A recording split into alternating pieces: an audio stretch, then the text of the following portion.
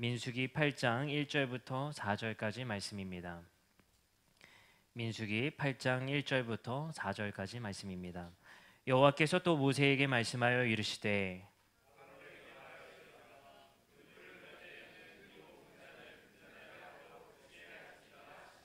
아론이 그리하여 등불을 등잔대 앞으로 비추도록 켰으니 여호와께서 모세에게 명령하심과 같았더라. 이 등잔대의 제작법은 이러하니 곧 금을 쳐서 만든 것인데 밑판에서 그 꼭까지 쳐서 만든 것이라. 모세가 여호와께서 자기에게 보이신 양식을 따라 이 등잔대를 만들었더라. 아멘. 우리 좌우 옆 사람과 인사하겠습니다. 잘 오셨습니다. 환영합니다. 네. 네, 한 번 더 인사하겠습니다. 주님의 이름으로 축복합니다. 네, 우리 자모실도 한번 축복합시다. 주님의 이름으로 축복합니다. 네, 감사합니다. 오늘 이전하고 우리 첫 예배를 이렇게 하나님의 임재 가운데 함께 드리게 하심에 하나님께 참 감사드립니다. 오늘 우리는 민수기 8장 1절부터 4절 말씀을 통해서 교회 세상을 비추는 등잔대라는 제목으로 우리가 함께 말씀 듣도록 하겠습니다. 저희가 본래 창세기를 시리즈로 말씀을 듣고 있었는데 오늘 갑자기 왜 민수기인가 이렇게 생각을 하실 텐데 오늘 창세기 29장 말씀을 들을 차례이죠. 그러나 오늘 저희 교회가 특별히 교회 이전을 하고 처음 예배를 드리는 시간이기 때문에 본문을 조금 바꿔서 오늘 이전과 우리 교회가 함께 나아가야 할 길이 무엇인가를 함께 이 말씀을 통해서 나누고자 합니다.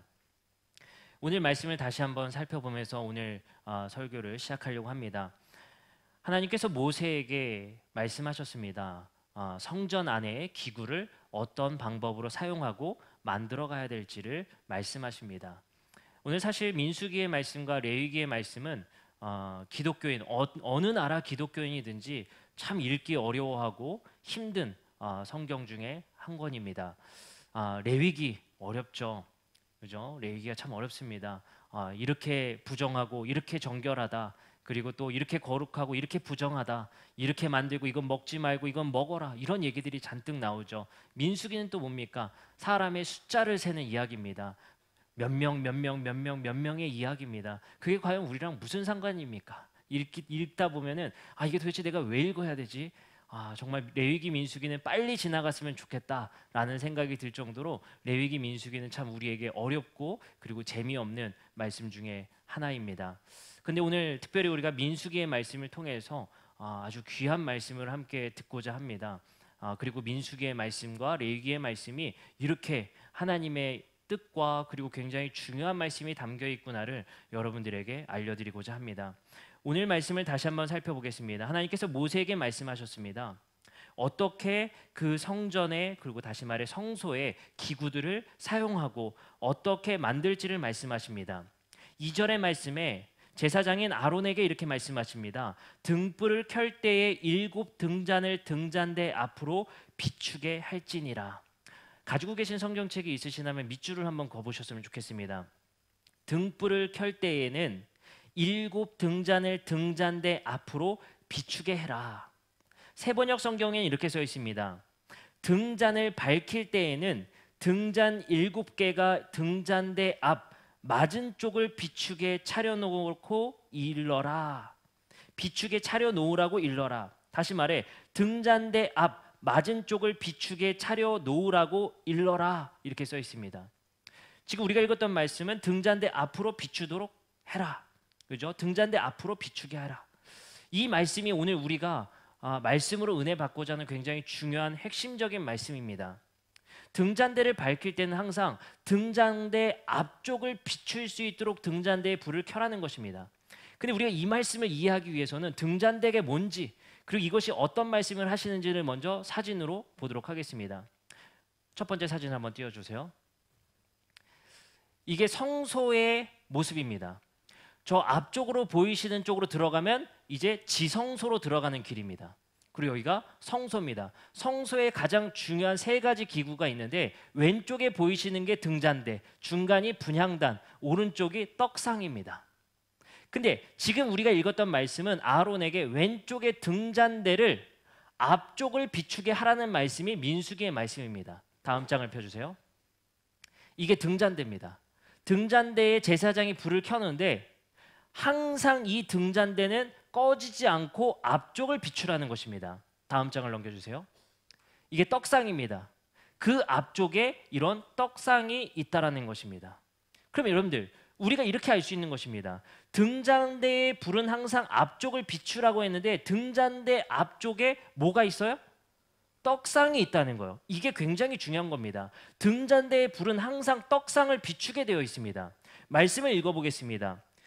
레위기 24장 5절부터 9절의 말씀에 보면 이렇게 말씀이 쓰여 있습니다. 주님께서 모세에게 말씀하셨다. 너는 이스라엘 자손에게 명하여 올리브를 찧어서 짜낸 깨끗한 기름을 가져다가 등불을 켜게 하되 그 등불을 늘 켜두어라. 펜이 있는 분들은 밑줄을 그시기 바랍니다. 그 등불을 늘 켜두어라. 아론을 시켜 회막 안 증거계 앞에 쳐 있는 휘장 바깥에 그 등불을 켜두어 저녁부터 아침까지 주 앞에 계속 켜두게 하여라. 여기도 밑줄을 그으면 좋겠습니다. 저녁부터 아침까지 주 앞에 계속 켜두게 하여라. 이것은 너희가 대대로 같이 지켜야 할 규례이다.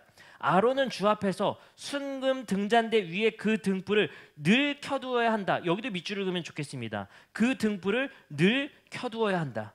너는 고운 밀가루를 가져다가 과자 한 개당, 이건 떡상의 얘기입니다. 떡상은 어떻게 하냐면요, 너는 고운 밀가루를 가져다가 과자 한 개당 밀가루 10분의 2 에바를 들여 과자 12개를 구워서 그 떡상 위에 올려놓는 것입니다. 근데 여기서 밑줄을 그었으면 좋겠습니다. 너는 고운 밀가루를 가져다가 과자 한 개당 밀가루 10분의 2 에바를 들여 과자 몇 개요? 12개를 구워서 떡상 위에 올려놓으라는 것입니다. 정리하겠습니다. 첫 번째, 등잔대는 뭘 비춰라? 떡상을 비춰라. 두 번째, 그 등잔대는 꺼트리면 된다 안 된다? 안 된다. 그리고 등잔대가 비추는 떡상의 떡은 몇 개다? 12개다. 이 세 가지가 오늘 말씀의 핵심적인 키워드인 겁니다. 이 말씀을 통해서 오늘 우리가 읽었던 민수기 8장 1절부터 4절 아론에게 말씀하셔서 등불을 켜서 앞쪽을 비추라고 하신 하나님의 말씀은 등불은 하나님의 임재를 상징합니다. 왜냐하면요, 이 등불의 모양은 어디서부터 온 거냐? 모세가 떨기나무 앞에서 하나님을 만난 그 형상을 등잔대로 만든 것입니다. 등잔대는 하나님의 임재를 상징하고 그 임재가 떡 12개를 비추게 되어 있는 것입니다. 근데 떡 12개는 무엇을 상징하느냐? 12지파 이스라엘을 상징하는 것입니다. 그리고 그 등불은 꺼트리면 된다 안 된다? 안 된다는 것입니다. 이것을 정리하면 오늘의 말씀은 하나님께서 이 민수기 말씀을 통해서 아론에게 지시하시는 것입니다. 너의 역할은 매우 중요한 역할이다. 하나님의 임재를 이스라엘 백성들에게 항상 비추게 하는 그 중요한 중재자가 되어야 한다는 것입니다. 이것이 바로 하나님께서 오늘 민수기 말씀을 통해 레위기 말씀을 통해 우리에게 하고자 하는 말씀, 다시 말해 이스라엘에게 하시고자 하는 말씀이라는 것입니다. 하나님의 임재의 불빛은 이스라엘을 항상 비추고 있어야 된다는 것입니다. 이스라엘은 자신의 생명력, 하나님 앞에 그 임재로서 살아가는 그 생명력은 하나님이 임재가 그곳에 거하실 때, 그들을 빛으로 그들을 비추실 때 그들이 살아있음을 느끼는 것입니다. 하나님은 생명의 근원이시자 창조주이십니다. 이스라엘 백성들은 하나님을 떠나서는 살 수가 없는 것입니다. 하나님과 계약된 백성들은 하나님의 생명의 공급을 통해서만 살아갈 수 있는 것입니다. 우리 하나님의 백성들, 우리도 마찬가지입니다.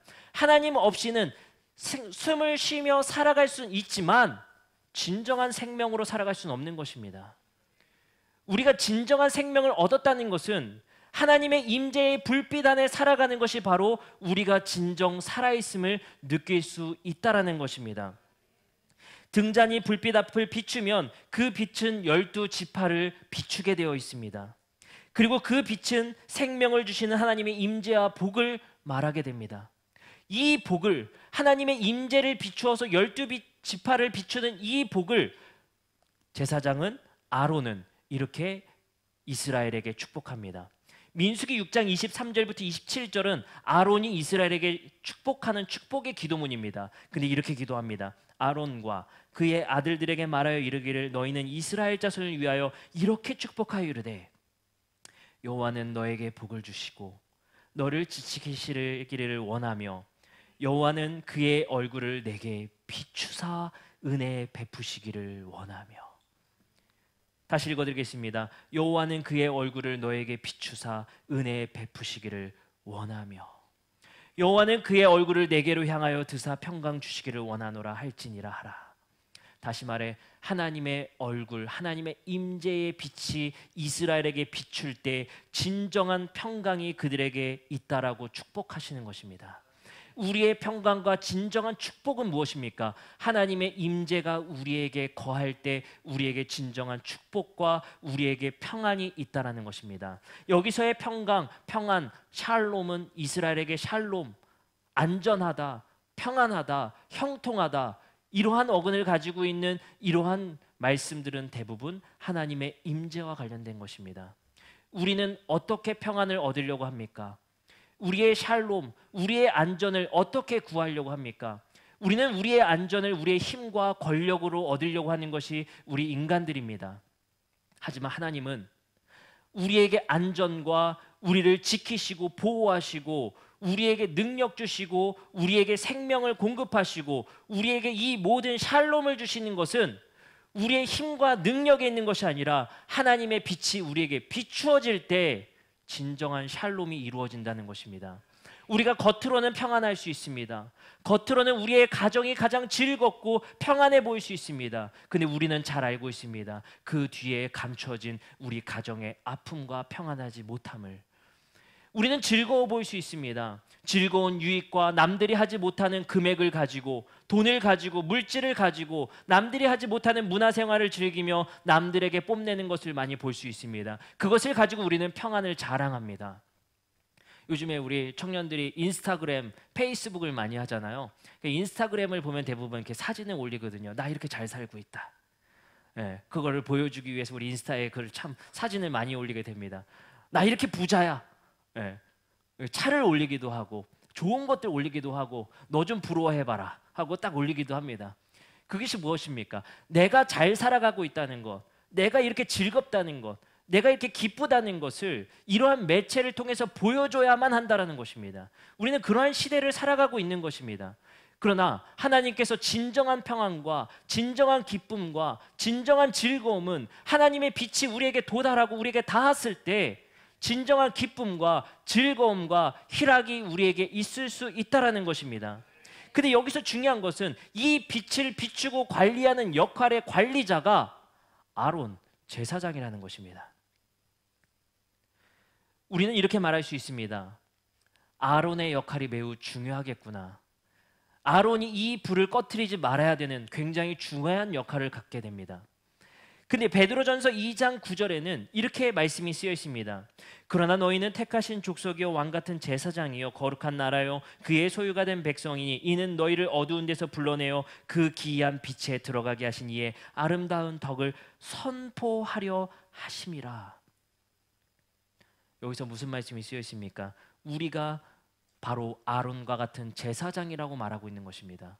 교회가 아론과 같은 제사장이라고 말하는 것입니다. 그리고 너희는 소유된 백성이니 이는 너희를 어두운 데서 불러내어 그 기이한 빛에 들어가게 하신 이의 아름다운 덕을 선포하는 자들로 우리를 제사장의 역할로 불러주셨다는 것입니다.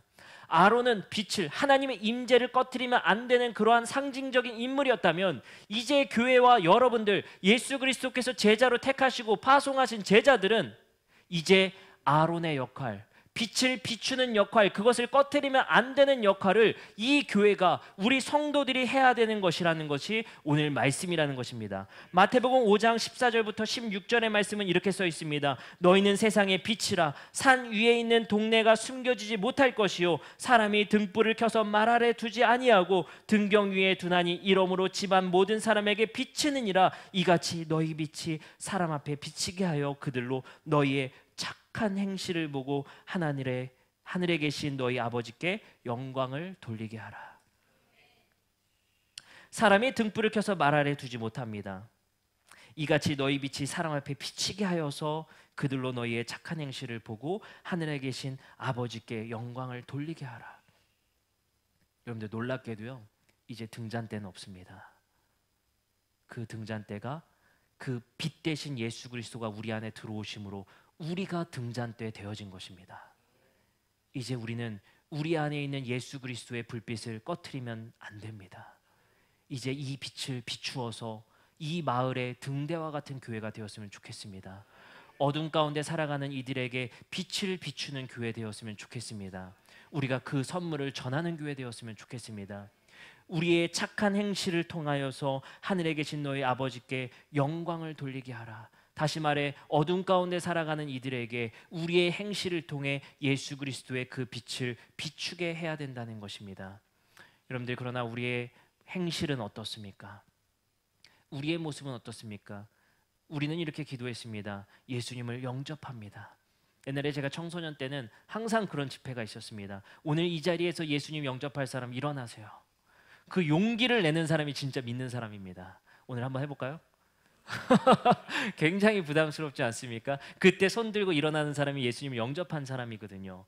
근데 그 영접은 그 빛 대신 예수 그리스도가 이 땅에 오셔서 우리에게 들어오신 그 빛의 역할을 하게 하신 그 예수 그리스도는 영접했다라는 고백만으로 영접되어지지 않는 것입니다. 내 안에 등잔대 대신 예수 그리스도가 내 안에 계시다라는 것은 우리의 행실을 통해 알 수 있다는 것입니다. 그것이 어떤 행실입니까? 바로 예수 그리스도의 삶 속에서 비추어진 그 빛의 행실이 우리 교회 안에, 우리 안에 있어야 된다는 것입니다. 그래서 우리에게 말씀하신 것입니다. 너희는 가르쳐 지키게 하라. 무엇을 가르쳐 지키게 하라? 예수 그리스도께서 가르치시고 그들에게 보여주시던 그 본된 모습을, 그 행실을 너희가 이제 지키고 가르쳐 지키게 하라. 여러분들은 가정의 등잔대 되시고 계십니까? 여러분들은 마을의 등잔대 되고 계십니까? 아파트에 사는 주민들은 그 아파트 안에서 등잔대의 역할을 하고 계십니까? 예수님의 삶의 모습은 그랬습니다. 우는 자를 함께 울어주시고 병든 자를 위해서 손 내밀어 주시고 가장 냄새나고 천한 곳에 가셔서 그들의 손을 붙잡아 주신 분이 바로 예수 그리스도입니다. 그러할 때 그곳이 빛이 일어나더라는 것입니다. 어둠 가운데 빛이 일어나더라는 것입니다. 근데 어떻습니까? 예수님을 영접했다라는 말 한마디로 끝나는 우리의 모습 아닙니까? 우리의 빛이 이 세상에 비추어지는 그 등잔대의 역할을 하려면 예수 그리스도께서 이 땅에 오셔서 하셨던 그 모습을 우리의 삶 속에 담아내야 된다는 것입니다. 그리고 이 교회 안에 담아내시기를 바랍니다. 저는 이 교회를 이 장소에 옮기면서 많은 고민과 기도를 했습니다. 사실 제가 9월 달에 이 교회에 위임되어서 올 때만 해도 이런 일들이 저희 앞에 있을 줄이라고는 생각도 못했습니다. 우리 장로님들 더 깊이 말씀해 주시지 말씀을 안 해주셔서 이런 일들이 앞으로 있을 줄은 생각도 못했습니다. 제가 여러분들 잘 아시다시피 2018년 3월 달에 교회 개척을 해서 인테리어를 했었던 상황이기 때문에 인테리어는 다시는 안 한다 하고 있었는데 작년과 이번 연도에 계속 인테리어를 또 하게 됐습니다. 아마도 하나님께서 예행 연습을 시킨 것이 아닌가 생각이 들 정도로 하나님께서 참 준비하셨구나라는 생각이 듭니다. 우리 장로님들 정말 고생 많이 하셨습니다. 그리고 저도 고생 참 많았습니다. 네, 여러분들 제가 우리 성도님들 참 걱정할까봐 말씀을 안 드렸었습니다. 제가 12월 달, 1월 달에 스트레스를 너무 많이 받아가지고요. 왼쪽 안면에 신경 장애가 와서 병원을 한참을 다녔습니다. 이게 경련이 하루 이틀에 멈추는 것이 아니라 안 멈추는 거예요. 설교 시간에도 상당히 힘들었었습니다. 근데 제가 그것을 참고 견뎌낼 수 있었던 것은 하나님께서 이 교회를 위해서 해야 될 일이 있다는 것을 제가 깨달았기 때문입니다. 여러분들, 우리가 빛을 통해 이 마을에 비추기 전에 이 교회가 빛이 되어야 합니다. 우리의 희생과 헌신과 가난과 고난이 없다면 우리 교회 안에 빛은 없습니다. 때로는 이번 인테리어와 교회 이전 때 우리 교회가 많은 것들이 협력되지 못하는 모습들, 그리고 서로 간에 마음의 아픈 모습들을 우리가 볼 수가 있었습니다. 이제 교회 이전이 마무리되는 기간 가운데 있습니다. 다시 한번 우리는 다짐했으면 좋겠습니다. 이 교회가 빛이 되게 하여 주시옵소서. 그러기 전에 내가 빛 되게 하여 주시옵소서. 너희는 세상의 빛이라. 우리의 육신의 아픔, 우리의 육신의 고난, 어려움, 그것을 뛰어넘을 수 있는 것은 바로 하나님께서 우리에게 주신 새로운 생명력이며 힘일 줄 믿습니다. 우리가 하나님의 빛 가운데 거한다면 다시 한번 우리가 힘을 얻고 일어설 수 있습니다. 이제 우리 교회가 빛이 되어서, 우리 성도님들 한 분 한 분이 빛이 되어서 가정의 등잔대의 역할을 하시기 바랍니다. 이 사회와 이 마을 안에 등잔대의 역할을 할 수 있는 교회 되기를 주님의 이름으로 축복합니다. 우리의 삶의 한 명 한 명마다 예수 그리스도의 삶의 발자취와 예수 그리스도가 향기가 여러분들 안에 거하길 바랍니다.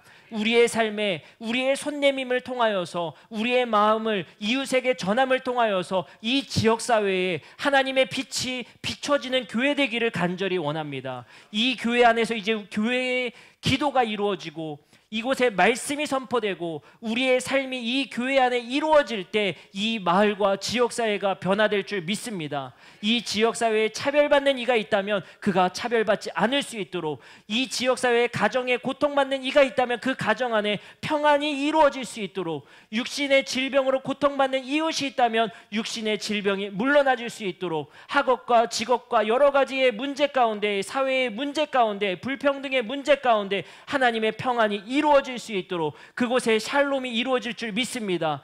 우리의 삶과 우리의 교회가 빛이 되시기를 주님의 이름으로 축복합니다. 기도하시겠습니다. 거룩하신 하나님 감사합니다.